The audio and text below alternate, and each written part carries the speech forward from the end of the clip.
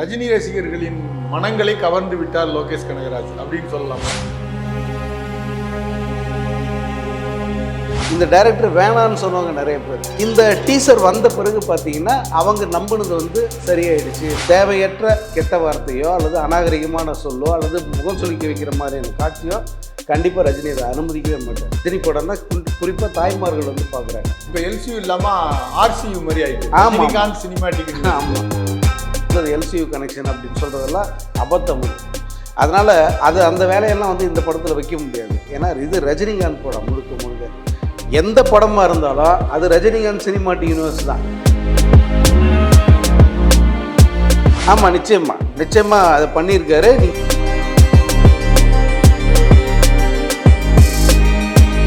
லோகேஷ் கனகராஜ் நினச்சா கூட பண்ண முடியாது. ஏன்னா அது வந்து வேற ஆள் படம், அது ஒரு ரஜினி படம்.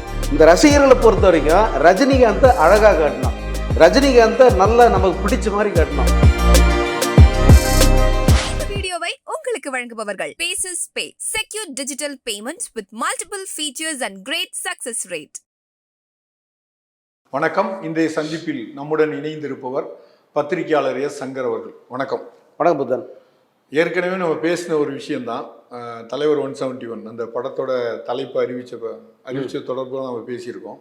இப்போ வந்து இந்த படத்தோடைய இயக்குனர் யாருன்னு அறிவிக்கும் போது ரஜினி ரசிகர்கள்ட்ட ஒரு சலசலப்பு ஏற்பட்டுச்சு. ஆமாம். அப்புறம் ஒரு எதிரான விமர்சனம் பண்ண ஆரம்பிச்சாங்க. ரசிகர்களுக்கு ஏன் இந்த கோபம் ஏற்பட்டு? ஆக்சுவலாக லோகேஷ் கனகராஜ் வந்து ரஜினியை இயக்குறார் அப்படிங்கிறது இந்த லியோ படம் அவர் பண்ணிக்கிட்டு இருக்கும்போதே வந்து அரசியல் புரசலாக பலரும் வந்து பேசிக்கிட்டு இருந்தாங்க. நிறைய பேர் வந்து சமூக வலைதளங்களில் லோகேஷ் கனகராஜ் இயக்குனர் அப்படின்னு சொல்லி போட்டுட்டு இருந்தாங்க. அந்த டைம்லேயே வந்து பல ரஜினி ரசிகர்கள் என்னென்னா இவர் வந்து தலைவரை இயக்க வேணாம், இவர் வேண்டாம் அப்படின்னு ஒரு பார்வையில் இருந்தாங்க. பெரும்பாலான ரசிகர்கள் வந்து இல்லை, அவர் வந்து பண்ணால் நல்லா இருக்கும், ரஜினிங்கிறது மிகப்பெரிய பிராண்டு. அதே போல் வளரும் இயக்குநர்களில் அல்லது புதிய தலைமுறை இயக்குநர்களில் வந்து லோகேஷ் கனகராஜ் தான் பெஸ்ட் அப்படின்னு சொல்லி அறியப்படுறார். ஒரு 5 படம் பண்ணார். 5 படத்துலையுமே வந்து அவர் ஒரு கமர்ஷியலாக வந்து ஒரு பெரிய ஸ்டேட்டஸ்க்கு வந்துட்டார். அதனால் இவங்க 2 பேரும் சேர்ந்தாங்கன்னா நல்லாயிருக்கும் அப்படின்ட்டு ஒரு சாரார் வந்து அதை சொல்லிக்கிட்டு இருந்தாங்க. ஆனால் அது கன்ஃபார்ம் ஆகாத டைம் அது. ரஜினியை வந்து லோகேஷ் கனகராஜ் இயக்குகிறாருன்னு சன் பிக்சர்ஸ் அஃபிஷியலாக டிக்ளேர் பண்ணாங்க பாருங்கள். அப்படி டிக்ளேர் பண்ண உடனே பெரும்பாலான மக்கள், ஏன்னா அந்த டைமில் வந்து லியோ லியோ கூட வரல, லியோ வந்து ரிலீஸ் ஆகலை, அந்த போஸ்ட் ப்ரொடக்ஷன் பணிகள் நடந்துக்கிட்டு இருக்குது. அந்த டைமில் தான் இந்த அனௌன்ஸ்மெண்ட் வந்தது. அப்போ தான் பல பேர் என்ன சொன்னாங்க, லியோவிலேருந்து லோகேஷ் கனகராஜ் வெளியே வந்துட்டார், அந்த படத்தை அப்படியே விட்டுட்டு தலைவர் படத்துக்கு வந்துட்டார் அப்படின்னு வந்து அப்போ ஒரு டாக் ஞாபகம் இருக்கா? ஸோ அந்த மாதிரி வந்து பேச ஆரம்பித்தாங்க. ஆனால் லோகேஷ் சொன்னார் அப்படிலாம் ஒன்றும் இல்லை, அந்த வேலை அந்த படத்தில் என் வேலை முடிஞ்சிருச்சு, மற்றதெல்லாம் என் அசிஸ்டண்ட் பார்த்துக்கிட்டு இருக்காங்க, நான் தலைவர் படத்துக்கு கதையை ரெடி பண்ணுறதுக்காக நான் வந்துட்டேன் அப்படின்னு லோகேஷ் வெளிப்படையாக சொன்னார். அந்த சமயத்துலலாம் வந்து பெரிய அளவுக்கு எதிர்ப்பு இல்லை அவர் மேலே. எப்போ இந்த எதிர்ப்பு பெருசாச்சுன்னா இந்த லியோ படம் வெளியாச்சு பாருங்கள். இந்த லியோ வெளியான உடனே நிறைய அதில் மக்கள் வந்து நிறைய குறியீடுகள், ஆமாம், அந்த குறியீடுகளை பார்த்தாங்க. எல்லாமே வந்து ரஜினிக்கு எதிராக இருக்கிற மாதிரியே வந்து அவங்களுக்கு. ஆமாம்.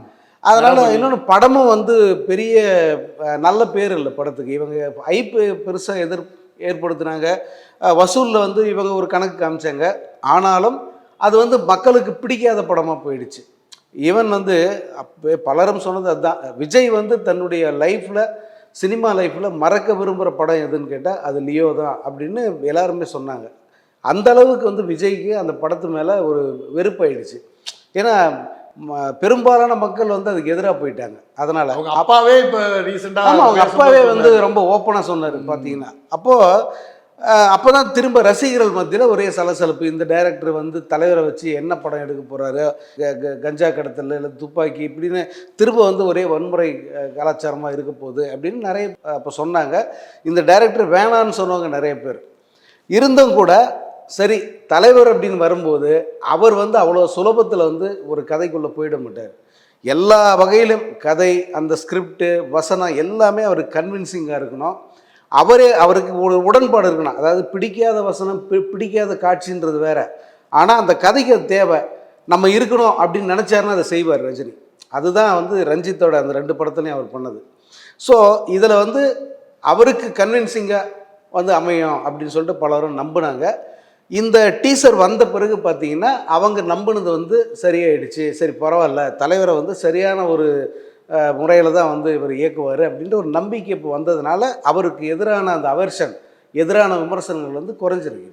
இல்லை இப்போ வந்து அந்த அந்த எதிரான விமர்சனம் இருக்குல்ல, லோகேஷ் கனகராஜ் நம்ம இவர் சூப்பர் ஸ்டார் இயக்கலாமா, இவர் சரியான இயக்குனரா அப்படிங்கிறது டோட்டலாகவே அது வந்து அந்த நெகட்டிவ் வந்து மாறிட்டுன்னு நினைக்கிறேன். இந்த ஆல்மோஸ்ட் ஒரு இப்போது நீங்கள் 98% வந்து அந்த பார்வை வந்து மாறி இருக்கு. இந்த படம் நல்லா வரும், இந்த படம் மிகப்பெரிய ஒரு வெற்றி படமாக அமைய வசூலை குவிக்கும் அப்படிங்கிற பார்வை வந்து எல்லாருக்குமே வந்துருச்சு.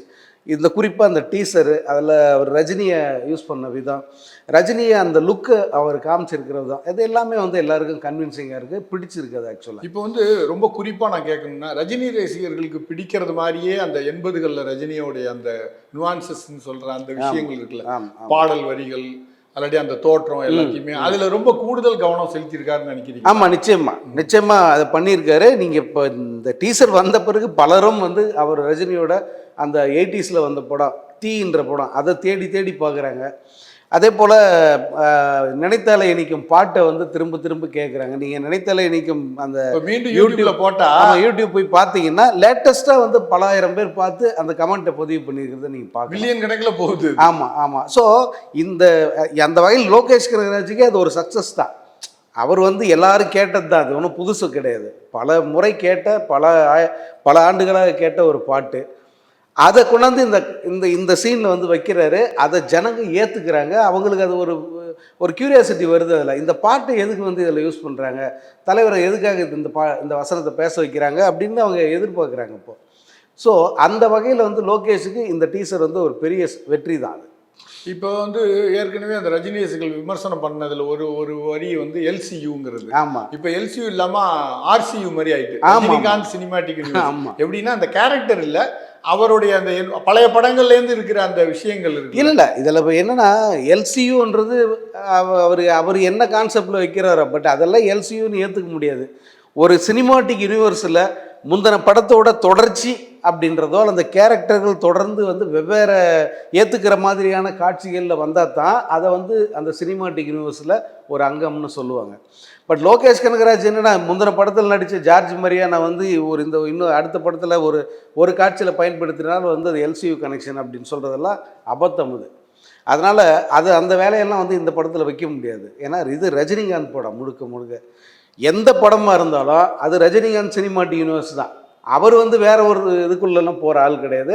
அப்படி தெரிஞ்சாலே வந்து அவர் அதை கண்டிப்பாக வந்து அவாய்ட் பண்ணுவார், தவிர்த்துருவார். அது ரஜினியோட இயல்பு. இப்போ இந்த டீசரை நீங்கள் பார்க்கும்போது ரசிகர்களுக்கு பிடித்தமான விஷயங்கள் என்னென்ன இருக்குன்னு நீங்கள் நினைக்கிறீங்க? இப்போ ரஜினி ரசிகர்களுக்கு ஏன் இந்த டீசர் ரொம்ப பிடிச்சிருக்கு? ரஜினி இருக்கார், இவ்வளோதாங்க.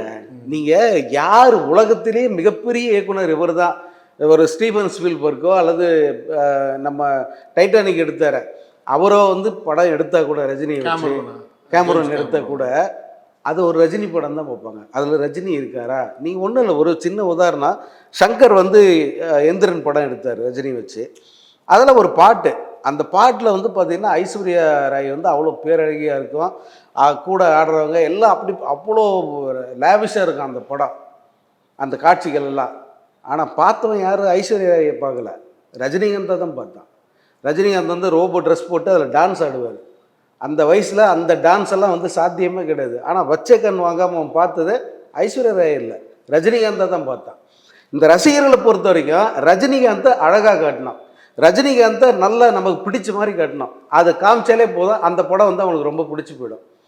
ரஜினி விஷயத்தில் ஏதாவது சொதப்புச்சுன்னா தான் அவங்க வந்து ரொம்ப கடுப்பாயிடுவாங்க. இப்போ பாபாவில் ஒரு பெரிய மைனஸ் என்னென்னா ரஜினியை காமிச்ச விதம். ரஜினிக்கு சரியான மேக்கப்பு, சரியான காஸ்டியூமு எல்லாம் பக்காவாக பண்ணியிருந்தா அந்த படத்தில் வந்து அது இன்னொரு மடங்கு பெருசாக போயிருக்க வேண்டிய படம். இது ஒரு குறையாக தான் வந்து சொன்னாங்க நிறைய ரசிகர்கள். ஏன்னா அவங்க ரஜினியை வந்து பார்த்தது அப்படி. ஆரம்ப காலத்துலேருந்தே நீங்கள் பார்த்தீங்கன்னா ரஜினி எப்படி வந்தாலும் ரசிப்பாங்க. ஆனால் அவருக்கு அந்த காஸ்டியூம், மேக்கப் எல்லாமே பர்ஃபெக்டாக இருக்கணும், அப்போ தான் வந்து அவனுக்கு அது பிடிக்கும். ரஜினி அதை தெரிஞ்சுக்கிட்டாரு. சந்திரமுகிலேருந்து பாருங்கள், ரஜினி படங்களுடைய இதே வேறு மாதிரி இருக்கும். அவர் தோற்றம், அவரோட காஸ்டியூம் எல்லாமே ரொம்ப பார்த்து செய்வாங்க. ஸோ ரஜினி ரசிகன் மட்டும் இல்லை, ரஜினி படங்களை விரும்பி பார்க்குற அத்தனை பேருக்குமே ரஜினியை நல்லா காட்டணும். ரஜினியை சரியாக பயன்படுத்தணும், அவருக்கேற்ற கதையை கரெக்டாக வைக்கணும். அது இருந்தால் இவங்களுக்கு எல்லாருக்கும் பிடிக்கும். இப்போ இந்த டீசரை பொறுத்த வரைக்கும் ரஜினியை வந்து நம்ம 80s நம்ம பார்த்தோம்ல, அந்த ஒரு கெட்டப்பில் காமிச்சிருக்கான். அவரை வந்து சும்மா கம்பீரமாக பார்த்து அத்தனை பேரையும் வந்து கன்வின்ஸ் பண்ணுற லெவலில் வந்து அவரோட ஆக்ஷன் சீக்வன்ஸ் இருக்குது. ஸோ இந்த படம் வந்து கண்டிப்பாக நல்லா வரும்ன்ற ஒரு நம்பிக்கை வந்துருச்சு. இப்போ ஒரு பாசிட்டிவ் வைப்ரேஷன் மாதிரி தான் இருக்குது இந்த டீசர், இந்த டைட்டில் டீசர். இன்னொரு விஷயம் என்னன்னா, இந்த லியோ டீசர் லியோ ட்ரைலர் வெளியும்போது ஒரு கெட்ட வார்த்தை, ஒரு வேர்டு வந்து பயன்படுத்தினாங்க. அது வந்து பயங்கர வைரலா மாறிச்சு. அந்த மாதிரியான ஒரு மலினமான எந்த விஷயத்தையும் லோகேஷ் கனகராஜ் இந்த டீசர்ல பண்ணல. லோகேஷ் கனகராஜ் நினைச்சா கூட பண்ண முடியாது. ஏன்னா அது வந்து வேற ஆள் படம், அது ஒரு ரஜினி படம். அந்த படத்துல வந்து கரெக்டான ஏன்னா ரஜினியை வந்து எல்லாருமே ரசிக்கிறாங்க. ஒரு குறிப்பிட்ட ஒரு இந்த 2K கிட்ஸ் மட்டும் இல்லை, 6லேருந்து 70 வயசு வரைக்கும் எல்லா பசங்களும் எல்லாருமே படம் பார்க்குறாங்க. ரஜினி படம்னா குறிப்பாக தாய்மார்கள் வந்து பார்க்குறாங்க. அவங்க பார்க்குற அந்த படத்தில் தேவையற்ற கெட்ட வார்த்தையோ அல்லது அநாகரிகமான சொல்லோ அல்லது முகம் சுளிக்க வைக்கிற மாதிரியான காட்சியோ கண்டிப்பாக ரஜினி அதை அனுமதிக்கவே மாட்டார். நீங்கள் அவருடைய படங்கள் இவ்வளோ படம் பார்க்குறீங்கள, எங்கேயாவது வந்து அந்த மாதிரி காட்சியை வந்து வச்சுருக்காங்களா பாருங்கள். அதுதான் வந்து ரஜினி படத்தோட ஸ்பெஷல். கமல் சார் படத்துக்கு இதே மாதிரி தான் ஒரு சின்ன டீசரோடு ஆரம்பிக்கலாமா அப்படின்னு சொல்லிட்டு போகிறோம். அது பாசிட்டிவாக தான் இருந்தது, நல்லா இருந்தது. அதுக்கு அடுத்து லியோவுக்கு வந்து அதை பண்ணாப்புல. ஆக்சுவலாக வந்து லியோவுக்கு பண்ண டீசர் தான் ரொம்ப வரவேற்பை பெற்ற டீசர், பர்ஃபெக்டாக இருக்கும் அது. இன்னொன்று அந்த கேமரா ஆங்கிளும் சரி, அதை ஸ்டார்ட் பண்ணுற விதமே வந்து ரொம்ப நல்ல த்ரில்லிங்காக இருக்கும் பார்க்குறதுக்கு. அதை அந்த விஜய் வந்து அதில் பர்ஃபார்ம் பண்ணுது, அந்த சாக்லேட்டை டேஸ்ட் பார்த்துட்டு அந்த பிளட்டி ஸ்வீட்டுன்னு சொல்கிறது, இது எல்லாமே வந்து ரொம்ப நல்லா இருந்துச்சு. நம்மளே வந்து ஆரம்பத்தில் நிறைய வீடியோவில் நம்ம சொல்லியிருக்கோம். லியோவை பொறுத்த வரைக்கும் ஸ்டார்டிங் வந்து ரொம்ப ப்ளசண்ட்டாக இருந்தது, எல்லா தரப்பிலும் வரவேற்பை பெற்றிருந்தது. அதை கெடுத்தது யாருன்னா இவங்களே தான், அந்த தயாரிப்பாளரும் சரி, அந்த தயாரிப்பாளர் தான் மேக்ஸிமம் அதை கெடுத்தது அவங்க தான். ஏன்னா எல்லாமே தப்பாக பண்ணி அதன் மூலம் சர்ச்சையாக்குனது தான். அதெல்லாம் செய்யாமல் பண்ணியிருந்தா கூட வந்து அந்த படத்துக்கு ஓரளவுக்கு வந்து கன்வின்சிங்கான ஒரு சக்ஸஸ் கிடைக்க வாய்ப்பு இருந்தது. பட்டு படத்தோட செகண்ட் ஹாஃபு அதே போல் அந்த படத்துக்கு தப்பான ப்ரொமோஷனு அதுதான் அந்த படத்தை கெடுத்துச்சு. ஓகேவா? ஆனால் ஆரம்பம் அதுக்கும் பாசிட்டிவாக தான் இருந்தது. இப்போ இந்த நம்ம கூலி அந்த படத்தை எடுத்துக்கிட்டால் முன்ன வந்த 2 அந்த டீசர்களை விட இது இன்னும் ரொம்ப சிறப்பாக பண்ணியிருக்காப்புல. ஏன்னா அந்த அந்த கோல்டை வந்து அவர் குறி வச்சு அந்த கோல்டை மட்டுமே ஹைலைட் பண்ணி அந்த காட்சி லைட்டிங், ஆமாம், அந்த விதம் இருக்கு. அது வந்து நம்மளோட கவனம் எதில் இருக்கு, எதில் ஒரு இந்த பார்வையாளர் கவனத்தை எங்கே கொண்டு வரணுமோ அங்கே கரெக்டாக வந்து கொண்டு வந்து டக்குன்னு ஒரு கோல்டு இதை வந்து மூடுவார் அவர். ஆமாம், அப்போ நமக்கு கவனம் அங்கே போகும். ஆமாம் ஆமாம், அது ஏன் மூடுறாங்கன்னா உடனே எடுக்கிறாங்க. அதனால் அது இந்த டீசரை பொறுத்த வரைக்கும் வந்து மோஸ்ட் சக்ஸஸ்ஃபுல் டீசர் அப்படின்னா இதை சொல்லலாம். லோகேஷ் கனகராஜோட இத்தனை வருஷம் அவர் பண்ணதில் இது பெஸ்ட் அப்படின்னு சொல்லலாம். இப்போ ரஜினி ரசிகர்களின் மனங்களை கவர்ந்து விட்டார் லோகேஷ் கனகராஜ் அப்படின்னு சொல்லலாம். மனங்களை கவர்ந்துட்டாருன்னா இப்போ வந்து அவங்க கொஞ்சம் சாட்டிஸ்ஃபை ஆகிட்டாங்க. இப்போ அந்த விமர்சனங்களை இப்போ பேசுறதில்ல, பரவாயில்ல எப்படியும் வந்து நல்லா பண்ணுறவார் லோகேஷ் கனகராஜ், கண்டிப்பாக ஒரு தரமான சம்பவம் பண்ணுவாருன்னு நம்பிக்கை இருக்குது அப்படின்னு பல பேர் எழுதுறது நான் பார்க்குறேன். ஸோ அவங்க கன்வின்ஸ் ஆகிட்டாங்கன்னு தான் அர்த்தம். உங்களுக்கு தனிப்பட்ட முறையில் ஒரு ரஜினி அதிகமாக அதை விரும்புகிற ஒரு பத்திரிகையாளருங்கிற முறையில் நீங்கள் எப்படி அதை பார்க்குறீங்க?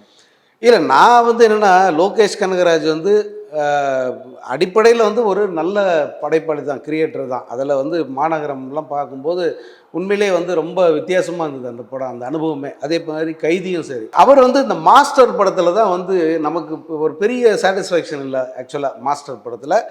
அதன் பிறகு பார்த்தீங்கன்னா இந்த படம், இந்த லியோ படம், அதில் வந்து நிறைய சொதப்பினார். அப்போ தான் நம்ம வந்து கொஞ்சம் ரொம்ப அந்த ஓவர் எஸ்டிமேட் பண்ணிட்டோமோ, இவரை ரொம்ப மிகைப்படுத்தி இவரெல்லாம் புகழ்கிறோமோ அப்படின்ற ஒரு உணர்வு வந்தது. ஏன்னா வந்து சரக்கு தீந்துட்ட மாதிரியான ஒரு நிலை தான் அந்த அப்போ. இப்போ திரும்ப வந்து என்னென்னா அவர் சொல்கிற விதம், ரஜினியை வச்சு இது வரைக்கும் தமிழ் சினிமாவில் இந்திய சினிமாவில் யாரும் செய்யாத ஒரு படத்தை நான் பண்ண போகிறேன், அந்த மாதிரியான ஒரு கதை என்கிட்ட இருக்குன்னு சொல்கிறாரு. அதை வந்து நம்ம இனி வர்ற காலத்தில் தான் வந்து அதை ஜட்ஜ் பண்ண முடியும். ஏன்னா இது ஒரு சின்ன ஆரம்பம் தான். இந்த ஆரம்பம் ரசிகர்களுக்கு கன்வின்சிங்காக இருக்குது. நம்ம பொறுத்த வரைக்கும் ஓகே ரைட்டு பார்க்கலாம், இனி வர காலத்தில் பார்க்கலாம், அந்த மனநிலை தான் எனக்கு இருக்குது. எனக்கு அதில் ரொம்ப பிடிச்சது என்னென்னா ரஜினியை காமிச்சிருக்கிற விதம். ஏன்னா ஒரு ரஜினி ரசிகர்கள் அத்தனை பேருமே பொதுவான மனநிலை என்னென்னா, ரஜினி படத்தில் அவரை வந்து கரெக்டாக காட்டணும், அவருடைய கேரக்டரைசேஷன் ரொம்ப பர்ஃபெக்டாக இருக்கணும். அதே போல் வந்து தவறான எந்த ஒரு இதுவும் வந்து அதில் ப்ரொஜெக்ட் Negativity. பண்ணக்கூடாது. இப்போ நீங்கள் லியோவில் பண்ணாங்க பாருங்கள், நரபலி அந்த மாதிரியான மோசமான சமாச்சாரம் அதில் எதுவும் வந்து இதில் வந்துடக்கூடாது. இது எல்லா ரசிகர்களுமே நினைக்கிறது தான். நானும் வந்து அப்படி தான் நினைக்கிறேன். அதெல்லாம் எதுவும் இல்லாமல் ஒரு க்ளீன் என்டர்டெயின்மெண்ட்டாக இந்த படத்தை கொடுக்கணும் அப்படின்னு எதிர்பார்க்குறேன். நன்றி, வணக்கம். வணக்கம். இந்த வீடியோ உங்களுக்கு பிடிச்சிருந்தா லைக் பண்ணுங்க, ஷேர் பண்ணுங்க, கமெண்ட் பண்ணுங்க. மறக்காம OH சினிமா சேனலுக்கு சப்ஸ்கிரைப் பண்ணுங்க.